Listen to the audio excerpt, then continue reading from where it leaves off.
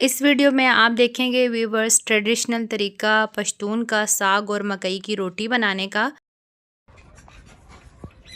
उसको मैंने टाइम लगेगा ना। अस्सलाम वालेकुम व्यूवर्स, कैसे हैं आप सब लोग? उम्मीद है जी बिल्कुल ठीक ठाक होंगे, अपनी फैमिलीज़ के साथ खुशबाश होंगे।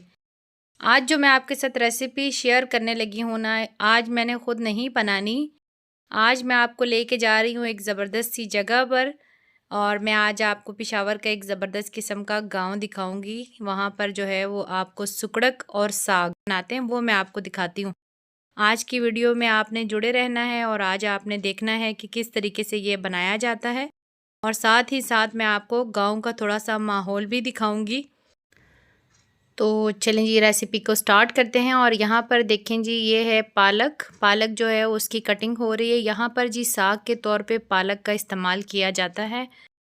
नॉर्मली तो साग में बहुत ज़्यादा चीज़ें डलती हैं, लेकिन यहाँ पर जो साग बनाया जाता है इस तरीके से पालक को जो है वो कटिंग कर लिया जाता है। ये पालक पाक कर रही है।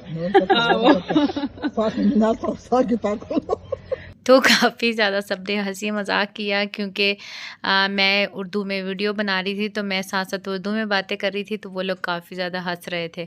अच्छा जी, देखें इन्होंने पालक को बॉयल किया और उसके बाद टमाटर का मसाला बनाया है। प्याज इसमें बिल्कुल भी ऐड नहीं किया, और लहसुन डाला है और मिर्चें जो है वो डाली हैं। और ये जो है ना ज़बरदस्त किस्म का साग जो था वो पक रहा था इनका। इस तरीके से देखेंगे, मैं भी आपको उठा के भी थोड़ा सा दिखाती हूँ, इस तरीके से ये लोग बनाते हैं। और ये थोड़ी देर में इसी तरीके से पकना था आग पर। दूसरी तरफ देखें, आंटी ने जो है वो मकई का आटा ले लिया है और अच्छे तरीके से जो है वो उसकी रोटियां बना रही हैं।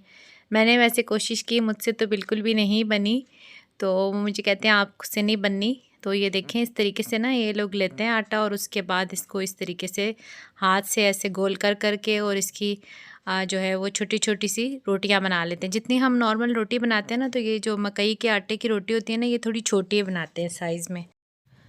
अच्छा ये देखें, इसको ये पहले से तैयार करके रख लेते हैं, उसके बाद फिर जाके जो है ये तंदूर में लगाई जाती है। रोटियां रेडी हो चुकी थी और आंटी कहती हैं अभी तंदूर गर्म होने में थोड़ा सा टाइम है, तो मैंने कहा चलें जी उतनी देर में मैं आपको इनके जानवर दिखाती हूँ।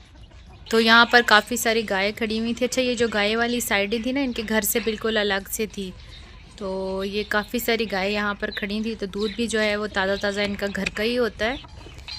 और साथ में यहाँ पे जी मुर्गे और मुर्गियाँ भी थीं, और मेरे बच्चों को ये बहुत ज़्यादा पसंद आ रहे थे। इनको देख के मेरा छोटा वाला बेटा बहुत ही ज़्यादा खुश हो रहा था। काफ़ी बच्चों ने एंजॉय किया है इस चीज़ को कि इतने प्यारे प्यारे से जो है वो यहाँ पर जानवर घूम रहे हैं। यहाँ पर इसके अलावा खरगोश भी थे, और ये मुर्गी भी इसको, मेरे बेटे को बड़ी पसंद आ रही थी। इसको भी मामा घर लेके जाना है। उसके साथ साथ इसको जो है ये गाय के बच्चे बड़े पसंद आ रहे थे कि इनको भी घर लेके जाना है। उसको जो चीज़ अच्छी लग रही थी बस इसको हमने घर लेके जाना। उतनी देर में आंटी ने तंदूर में रोटियां लगा दी थी। एक रोटी मैंने भी लगाने की कोशिश की, जो मैंने तंदूर के अंदर ही गिरा दी। तो आंटी ने कहा कि पीछे हो जाओ, हाथ जल जाएगा तुम्हारा। तो बस ये देखें, इस तरीके से इन्होंने तंदूर में रोटियां लगाई थी, और ये थोड़ी मतलब मोटी मोटी सी होती हैं, लेकिन खाना बहुत ज़्यादा मज़े का था। हम सब ने खाना खाया और अल्लाह का लाखों करोड़ों बार शुक्र अदा किया। और साथ में आते हुए मुझे मेरे हस्बैंड के लिए भी पैक करके दे दिया था। तो ये साग और मकई की रोटी मेरे हस्बैंड को बहुत पसंद है, तो मैं अपने साथ आते हुए इनके भी लिए भी लेकर आई थी। बड़ी खुश होकर खा रहे थे। मैंने कहा बताएं तो सही अब आपको कैसा लग रहा है। तो बड़े खुश हो रहे हैं कि मुझे बड़ा मज़ा आ रहा है खाते हुए। साथ में इसके जो है वो लस्सी और चटनी भी थी, तो बड़ा इंजॉय किया इन्होंने।